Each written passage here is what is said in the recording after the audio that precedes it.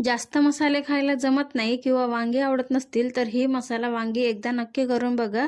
खाल्ल्यानंतर चवच विसरणार नाही. खूप कमी मसाल्यामध्ये ही भाजी बनवली आहे.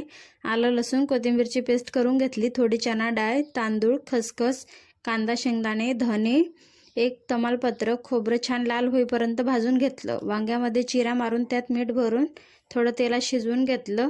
वांगी काढून त्याच कढईत मोहरी, कांदा, कढीपत्ता, टमाटर मिक्स करून घेतलं.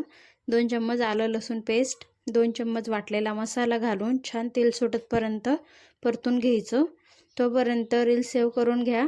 त्यानंतर मिरची पावडर, कांदा, लसूण मसाला, हळद, धना पावडर, मीठ टाकून फिरवून घ्यायचं. त्यात थोडं पाणी टाकून झाकण लावून मिडियम गॅसवर तेल सुटतपर्यंत शिजू द्यायचं. त्यात वांगे टाकून मिक्स केल्यावर गरम पाणी घालायचं, शिजवून घ्यायचं.